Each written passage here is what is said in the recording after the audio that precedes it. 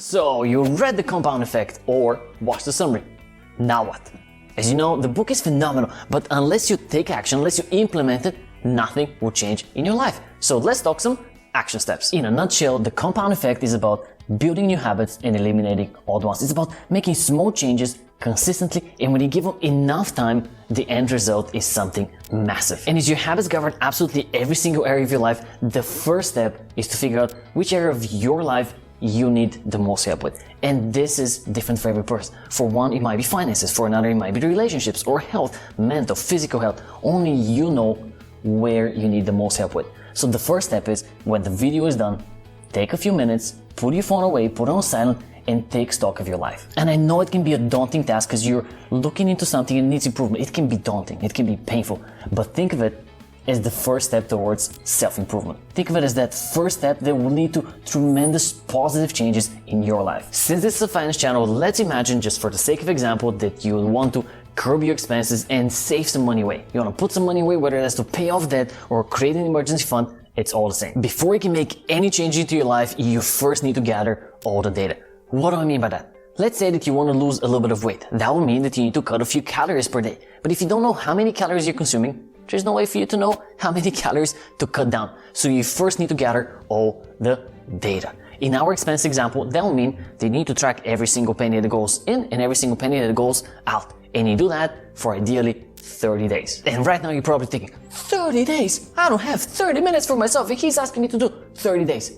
I hear you, but let me explain. Think about it. It has taken you years, if not decades, to build some of your habits. So it will take a little bit of time for you to break those habits or to introduce new ones. And I'm not asking you to do 24/7 amount of work. I'm asking you for 30 days, take a little bit of time out of your day and track your expenses. And the goal here is to create lasting change. The goal here is not to just finish the exercise, you can move on to the next one and always be on the hamster wheel of self-improvement. The goal is to make lasting change that will last you probably your entire life. So you can take a few minutes per day for a full month. I know it's a lot, but it's worth it. It's gonna bring awareness to whatever issue you're trying to solve, whatever improvement you're trying to bring, because whatever can be measured can be improved. Step 3 is actually making the change, and this is where it gets exciting. So at the end of the 30 days, you've examined your expenses, and let's say you decide you're gonna cut Netflix. You don't want to watch movies, or maybe you have, Amazon Prime or Disney Plus or one of the other 1,000 alternatives. The end result is you're just gonna make one single change. You're gonna eliminate Netflix from your life. Netflix standard plan is $9.99. So you take that $10 away, you cancel your plan, and you put it in your pocket. Whether that's you're gonna put it in a different savings account, or you're gonna put cash into your mattress, does not matter. From now on, every single month, you're gonna take $10 away, and you're gonna, instead of giving it to Netflix, you're gonna put it away. And at first you're like, hey, not a big deal, $10 away, I'm not gonna retire rich. But as time passes, the compound effect kicks in. In just 1 year, you've put away, just with that one single change, you've put away $120. And that's more than $10, but it's still not a lot of money. But think of it like this. Instead of you giving $120 to Netflix, now you've stopped giving it and you've actually put it away. Now let's take a step further. Let's say that you take that $120 per year, or you take that $10 actually per month, and you invest it in a just regular, boring index fund, the S&P 500 index fund. At the end of that 1 year, instead of 120, you could now have 150. So not only are you not giving money to Netflix, but now you're actually compounding money. Your money is creating money. You're now sitting at $150. In 2 years, you could have made $314. And in 5 years, that turns into $915 of you just not giving it to Netflix, but putting it away and just investing it in the simplest way possible. Now, let's say that you felt a little more adventurous. Let's say that for the last 5 years, you took that $10 away from Netflix, and every single month you bought Bitcoin. In 5 years, those $10 per month could have become $11,000. Now that's crazy. And this is just one single change. Think what you can do with 2 changes, or 3 or 4. The sky is the limit. And it's not linear, because now you eliminate Netflix, you're putting money into your pocket, but you also have 1 hour per day. Assuming you watch Netflix 1 hour per day. Now you have 1 hour of free time. That's a 1 hour that you can put into a business that can create you more money, or you can put into a relationship, you can put into getting healthier, you can put into yourself. That's 30 hours per month. That's a lot of time just from one single tiny change.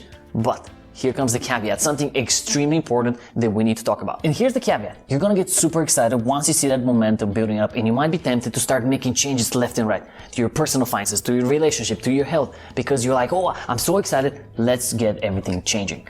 But here's where the caveat kicks in.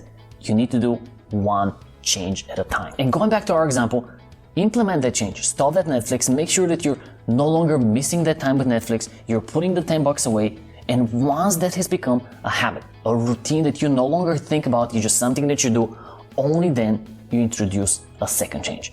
And that might take 1 week, might take 2 weeks, might take 3 months. There's no definitive number of how much time it takes to build a habit. If you go online, you're gonna hear, oh, it takes 21 days to build a habit, or it takes 66 days. Everybody's different.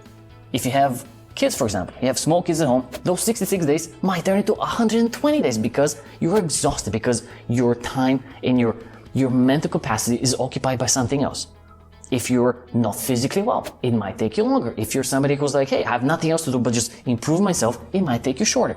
Only you know how long it's gonna take. And only you know once that's become a habit. So don't let anybody else dictate it. Make that one change, make sure you're comfortable with, and only you know when that is. Once you're comfortable with, then you can make another change. It could be another change in your personal finances or into a completely different area of your life. One change at a time. And this is how you implement the compound effect, action steps that you can start doing right now to see actual results in your life. You make small changes, you make them consistently, you give it enough time, and the results will be extraordinary. Now, go actually implement.